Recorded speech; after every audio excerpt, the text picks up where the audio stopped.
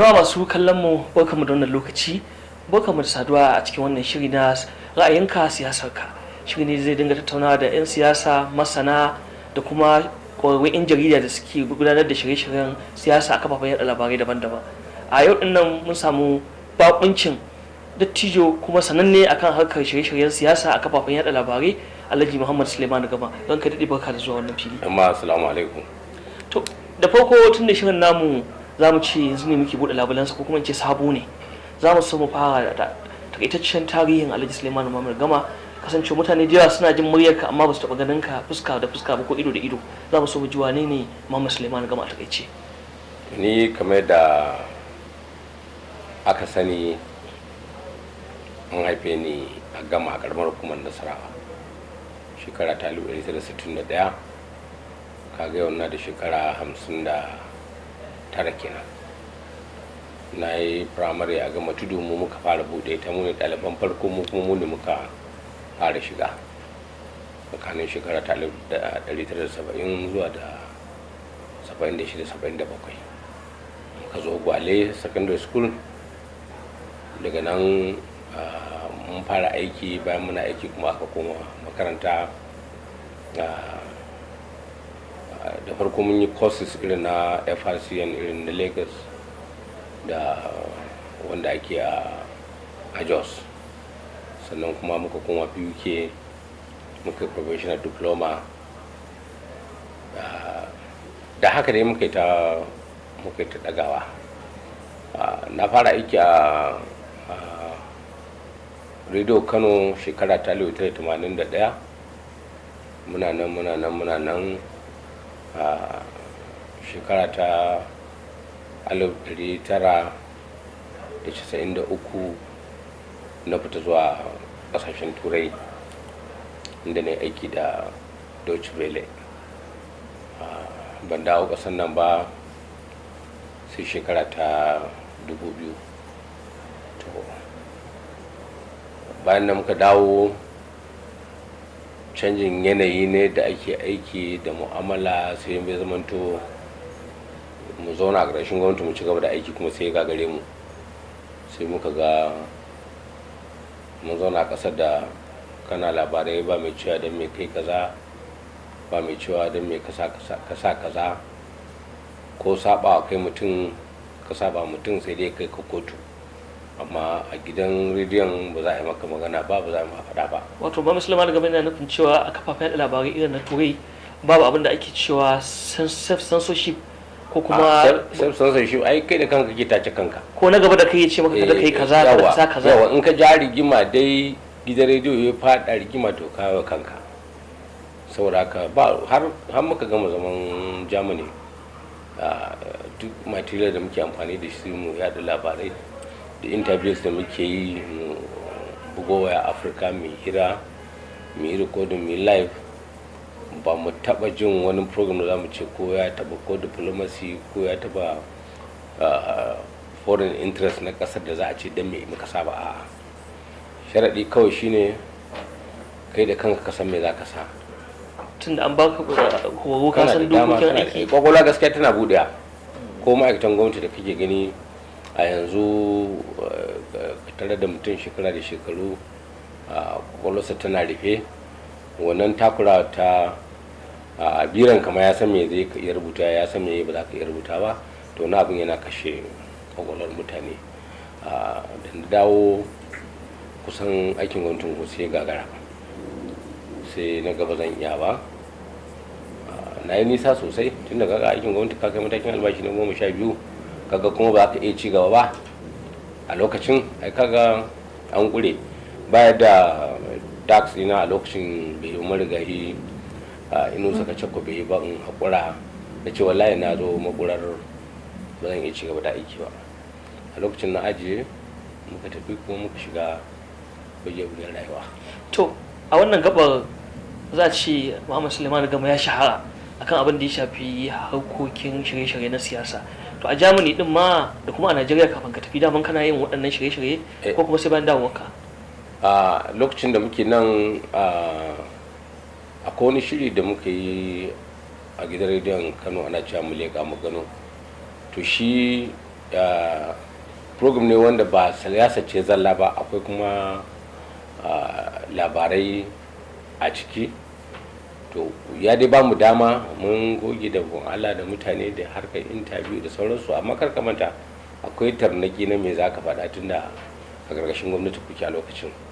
To muna turai kuma muna yin program iri-iri hada na siyasa da sauransu. A nan ne kanmu ya bude sosai, muka ga mu dawo kuma mu sake mai da kanmu cikin wancan takunkumi na aiki a gargashin gwamnati ba za mu iya ba. To magangaro shirye-shiryen siyasa ko mu ce kusan daga 1999 zuwa yau kusan ku ne kuka ƙara dawowa da shirye-shiryen siyasa musamman a kafar radio freedom. Da za a ce dai a shekaru irin na lokacin jamhuriya ta biyu ma an yi su Halil Ahmad Gida sun yi a radio Kaduna, amma a wannan dawowar dai kai ne kai shara kuma kai shura a freedom radio.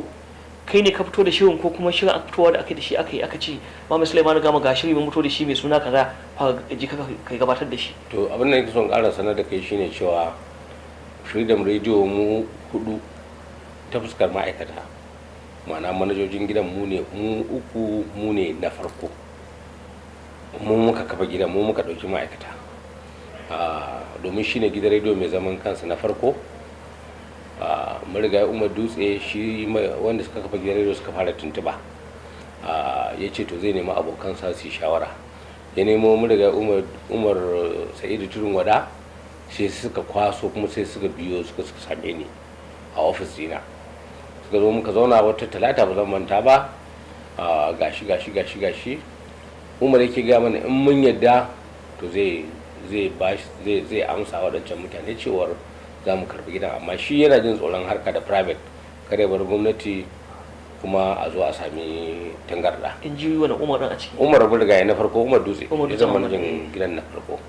Shikenan sai muka ce to abinda za a yi tun da talata ce mu je mu shawara ran juma'a mu sake haɗuwa a ofisina. Muka zawo ran juma'a sai ra'ayin ya zo ɗaya kan cewa tun da shi ne gidan talabijin gidan rediyo mai zaman kansa na farko a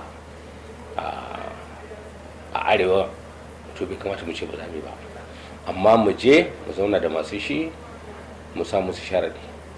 ɗaya daga cikin sharaɗin shine na farko dai su yadda cewa ƙwarewa ce ta sa suka ba mu gidan, sauraka babu ruwansu da me muke yi, ba tsoma baki, ba tilasta sai an yi kaza.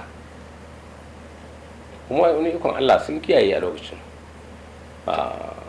Tun daga sunan kowane gauta ma a farko sai da muka samu matsala da su, wai suna ganin kamar ana kalubalantar 'yan siyasa ne. Muka ce sunan ba daɗi gare shi ba gare su, amma kalubale ne, so muke tunda abin da ya zama bai ɗaya kowa ya taka rawa sai ga kamar dan juma ne dan jimmai, to muna son wani guda ya shura ya fita ya zama shi ya tabbatar da shi koren ne. To shine shi sa muka yadda kuma aka yadda da mu sunan ya zauna a haka. To kaji a yadda aka fara wannan shiri, ni na fara shi. A ciki muka sami kunshe-kunshe a cikin shirin, akwai su Malam Dila farko, bayan rikici ya balle da gwamnati muka bullo da alherine siyasa, shi ma duk dai mun sha kalubale gaskiya da farko, domin mu ne na farko wanda muka ba wa wani dama ya faɗa abin da gwamnati ba ta so a ƙarshen doka. Wato duk waɗannan Malam Dila da irin waɗannan dabaru da ake ana fito da ana yin shagube, wato sai wani dalili ne yake tasowa a fara su. Abin da yake faruwa shine zaka ga wani jami'in gwamnati ne yana tafka abin da bai kamata ba, to tunda ba za mu kira sunansa mai rigim dan a lokacin kamar reno muke na gidan, ba za mu iya jurewa rigimar shari'a ba, shikenan sai mu bullo da shagube, sai mu kawo bayanin kai mu rikita sunanka, wani sai ma an jima ana kwatance sannan a gano da wa muke. Mun yi wannan ne saboda dalilai irin na shari'a, ko kotu ka kai mu baya da zaka da mu don mu ban kira sunan ka ba, wataƙila ban faɗi ma'aikatar ka ba, illa dai za mu iya tona asirin abubuwan da suka faru. Da haka muka yi ta yi lokacin da rikicin ya balle kuma da mu da gwamnati a lokacin muka bullo da alherine siyasa. Shi alherine siyasa abin da ake nufi shine za a karanta maka abin da ka rubuta kan allanka da kanka, amma shi ba a kama suna. amma duk matakai ne irin na rigima, ka san rigima da kawai labarai tana da wahala. Tunda gwamnatin da ta ma karshe kaga dole hakura ta aka yi sulhu ta rubuto takarda ta ce ta janye abin da ya haɗa wacce rigima ta farko. To kaji da yadda aka fara yadda aka yi, kuma gaskiyar magana tunda mu ne sababbi a lokacin mu muka fara a ta kanmu gwamnati ta fara jin abin da ba ta so bisa doron doka a hankali da farko gani take ma kamar mu ne, amma mu yan adawa muke ba dama su faɗi ra'ayinsu. To wannan shi ya janyo tafiyar ta tafi a yadda take a haka. Wasu lokutan ma a wancan lokacin ana zargin ku da cewa kukan jirga wani bangare ko saboda abota ko sanayya ko kyautatawa. Me za ka ce dangane da wannan abu da ake tayata? Ba haka ba ne. Shi idan mutum yana da mulki a hannunsa, lamarinsa ta fuskar yada labarai na gaskiya yana da wahala. Shi abin da ya sani shine yana da dama, komai nasa ne, ga giyan mulki sai abin da ya ga dama. kana gane me yake faɗa ko? So haka duk wanda zai ci da shi kaza ba daidai bane, da wanda ya bashi dama, ma'ana kamar mu da muke ba masu cewa ba daidai bane dama, dukkaninmu kudin goro zai mana a matsayin ba ma kaunarsa ko a matsayin don me muka yi kaza. Sannan akwai lokacin da idan mutum ya zo ya magana ya yi taɓargaza ta saba wa court na aikinmu, wato doka aiki, muka cire yau doka aiki. Domin kaga kafin 1992 a kafa ita NBC da court ɗinta da sauransu, ai kowace taɓargaza ana yi, sai ka zauna ma a gida ka faɗa abin da ka ga dama kuma a sakamakon ya labarai. To duk lokacin da kai editing ɗin maganan mutum ta wurin da shi yake ganin yayi zafin kai, to abin da zai ci shine kana goyon bayan wancan bangare. To kafin mu dawo cikin wannan magana sosai ta samun cewa an datse wani waje an sa wani waje, wani na ganin cewa kamar wani abu aka baka ma ka cire, kamar yadda wani abu da yake mai sauki ko mai zafi za mu so yanzu gashi ga gidajen rediyo nan burjik a jihar Kano. A shekarun baya ku freedom ce kawai lokacin da kuka ayyukan ku, duk wanda zai yi magana akan siyasa sai dai je can. Yanzu ga kafafen yada labarai nan kashi musamman na rediyo, talabijin ma yanzu ana tasowa. To ya ka kalli yanzu yadda ake gudanar da shirye-shiryen siyasa, sun yi daidai da kan asasin da kuka dora ta ko kuma an saukar da kan wadabe? Na farko dai alheri ne, domin dama ce ta fuskoki daban-daban, dama ce ta ba mutane dama su yi ayyuka, dama ce da mutane kwakwalwarsu za ta bude. Sannan idan kana ganin wuri kaza an hana ka kaza, za ka iya zuwa wani wuri. Idan abin da za ka faɗa dai bisa kan doka ne, to kaga ni a wurina babu wata matsala da yawaitar gidajen rediyoyi. Babban matsala kawai shine abin da ake yi din, sa maganganu waɗanda suka saba wa doka. Ni na fi ganin laifin kafofin yan labarai fiye ma da wanda yake yin magana, domin mu da muke ma'aikatan rediyo mun fi mai magana sanin me za mu sa, mun fi mai magana sanin abin da ba za mu sa ba, domin mu muke dokar a hannunmu, mu muke da ƙa'idojin a hannunmu, mu muke hulɗa da NBC, mu take rubuto takarda ta taka mana birki can ta gargaɗe mu, can ta mana tara, can ta mana wani takunkumi ma, ta ce daga lokaci ga zuwa lokaci mun ma hana ku transmission na kaza da kaza da kaza, duk a matsayin linzami ne na kokarin sarrafa harkar kungiyar labarai. Ba ka gani Mama Sulaiman Gama akwai maganar abinda batu yake cewa competition, dole sai an samu ganganun da za su ja hankalin masu saurari, kasancewa kusan shirye-shiryen da a lokaci da ake gudanar da su. To jan hankali ai ba yana nufin kuma ka taka doka ba, sai dai tunda ita kwakwalwa ka san ba ta da fasara, ba ta da mizani, ka riga tunanin wai dan kai ka iya kaza wani ba zai iya haura ka ba, wani kuma Allah zai bashi wani pattern din, wani tsarin daban kuma wanda ya saba da kai wanda kake yi. So haka yawaitar gidajen rediyoyi, yawaitar ma'aikata ne da suka samu dama, sannan wata hanya ce don ƙara sanin baiwa ta ubangiji ta kwakwalwar mutane daban-daban wurin da Allah. In ka lura da lokacin da aka fa wannan gidajen rediyoyi, ai muna da ma'aikata daban-daban. In ka ce gidan rediyo kaza za ka ce ku ɗauko da wane da wane da wane, in ka ce gidan rediyo kaza za ku ce da ku ɗauko da wane da wane da wane. Duk gidajen rediyoyin nan, misali in zan kafa sabon gidan rediyo yanzu idan na ce misali zan je gidan rediyo kaza, na san wanda zan hara, gidan rediyo kaza na san wanda zan hara. To kaga wannan ci gaba ne, domin an samu kasuwar buɗewar kwakwalwa da competition nata. Amma in ka ce wai sai kawai gidan rediyo guda ɗaya, ai wannan muka guda lokacin da gwamnati ta kadai take da gidan rediyo sai abin da ta ga dama. sai abin da take so a faɗa shi za a faɗa, sai abin da take so ta gaya mutane shi za ta faɗa. yanzu wannan kaga dama ce ta daban. Kawai dai abin da zai maganin competition shine abu doka, abu dokokin tsari. Sannan kuma abin da nake ƙara gaya mutane shine cewa duk lokacin da ka ji an shiga haƙƙin wani a kawai ya labarai ma'ana to laifin gidan rediyo ne. ta yaya? Yawa mu muke da dokar a hannunmu. Kai da kai magana watakila ma baka san implication na, baka san illa ko sarƙaƙiya ta shari'a na abin da ka faɗa ba. Amma wasu lokutan sai ka je ɗakunan gudanar da shirye-shiryen siyasa ko ɗakunan labarai babu wanda ma ya san me jadawalin abin da ake cewa DC code. To nan ai ba laifin kowa bane, ko laifin gidan rediyon ne. A gane idan aka ci maka mutunci a rediyo ka tabbatar cewa ci maka mutunci, to yadda tsarin yake shine mu nan sai ka ji mu wanda ya magana shi za a kai kara shi kadai, ka gane sai ya je ita ka faɗa labarai yawa daure shi a sashi a kurkuku a yi waye ya fito da ya tara da wani abu. Ni kuma yadda nake gani shine in ana sa ya maganin wannan matsalar, idan an ci maka mutunci a gidan rediyo kaza to ya nemi lauyoyinka da wanda ya ci mutuncin yi wannan magana da gidan rediyon da ya sa, domin ai ba a teburin mai shayi hira ba a gidan rediyo yi, sai ka kai su kara tare.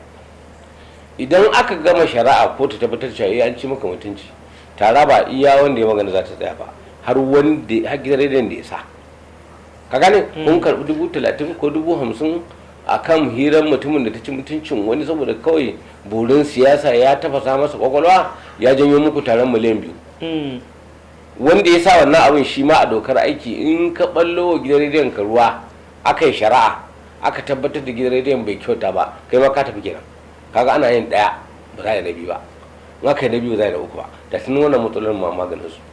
To Alhaji Muhammad Sulaiman Gama, saboda lokaci za mu so mu ji daga ƙarshe da me za ka ɗaure da shawarwari da a tallafi wannan harkoki na sana'ar nan ta mutu jarida, musamman abin da ya shafi harkokin gudanarwar shirye-shiryen siyasa a nan jihar Kano da ma ƙasa baki ɗaya. To ni shawara ta dai za ta tsaya kan su abokan aiki, za ta tsaya kan su kafofin yan labarai. Na farko su kafofin yan labarai lallai su kula da haƙƙin ma'aikatansu. An kawo wani zamani wannan rigimar mu ce ta cikin gida, habatan haƙƙin ma'aikata ba abin da ake kula da shi ba. Ga aikin yana da rigima amma ba kula da haƙƙi sosai. Akwai tsarin da zaka tara ID card din mutum shine albashinsa, to kaga dole a system din jarida wannan kalubale ne hatta ga kungiyar jaridu da sauran kungiyoyi da suke kula da wannan aiki namu, lalle su kula da wannan tsari. Sannan mu kuma wa abokan aiki a kula da bin ka'ida, a kula da dokokin aiki, a kula da shiga riga mutuncin mutane, a kula a neman sabbin dabaru na zamani na nakaltar harshe da za ku yi amfani da shi. In ma za ku yi wani mutum tonan sililin abin da yake ba daidai ba ne, to a nemi hanyoyi na dabarar ɓoye sirrin suna da abin da zai ba shi dama da samun makama da zai shari'a da ku. Wannan shine abin da zai kyautata aikin. Sannan wata al'ada ta dan adam shine duk lokacin da kai irin wannan su dabarin mutane sun fi sha'awa ka da fiye da fito ce abba ne ya aikata kaza, ka gane ni kuma sai nemi wani layi na daban in dabalabala sunan abban in faɗe shi ta wani layi daban, sai mutane su fara tunanin ya aka yi kaza, sai sun ɗau dogon lokaci. Wani ma mun taɓa yin wani mandala ma da mu da muka tsara shi ma ba mu tsara shi don wani ma a duniya ya gane ba kwata-kwata inda ba gama muka ba. Su kuma wanda ake so a isar da saƙon nasu yaya? Su wanda ake so a isar da saƙon gare su talakawa tun da ka ce ake wani a gane ba. To ai yanzu ni abin da nake so mutane su gane shi tun da muke da social media yanzu shine babban kalubale ga duk mutumin da yake buɗe waya ya karanta abu ya kamata ya gane gaskiya, ya gane ƙarya, ya gane shafuka na gaskiya, ya gane shafuka na ƙarya, ya gane shafuka na surutan banza na siyasa da tsokana da ɓace da komai. Yanzu kowa ɗan jarida ne da ya ɗauki waya ya ɗau hoto haka sai ya postin sai ya ce daga ganin ma rubutun ma ka san bai san abin da yake ba. Amma wajen mutane leman wanda shi bai san komai ba, shi a wurinsa wani abu ne a wurinsa muhimmi. Ya kamata tunda aka yi irin wannan gaba kowace tsiya ma labari ce, to mutum ya san tsiyar da ita yana ta fito, so ya suka yi postin nan wace kafa ce take da shi. Yanzu ina buɗe waya na ga kafar da ba daidai bane ko sauraron su ba ne ba zan makala, amma na san kafar da zan ci. Wannan yanzu shine wanda mutane da suke sauraron rediyo ko suke buɗe waya su ga kaza ko talabijin, ya kamata su rika sanin kafofin da ake samun labaran nan. Akwai na ƙarya, akwai na bogi, akwai na gaskiya. Ya kamata mutane su rarrabe wannan. An kai cigaban, tunda an kai cigaban da komai yana kan waya, to ya kamata gwamnati ta samu cigaban rarrabe mai gaskiya mai ƙarya a tsarin wannan aiki. To Alhaji Muhammad Sulaiman Gama, mun gode kwarai da gaske da aka ba mu wannan lokaci muka tattauna a lokaci mai tsawo. Masu kallon mu, a madadin shi Alhaji Muhammad Sulaiman Gama da ya shigo wannan shiri namu wanda shine na fari na ra'ayinka siyasarka, ni Abba Hamisu Sani nake cewa ku ci gaba da sauraron tashar talabijin ta Time Base TV, kuma sannan kada ku manta ku yi liking, ku yi sharing, sannan ku yi subscribing. Mun gode.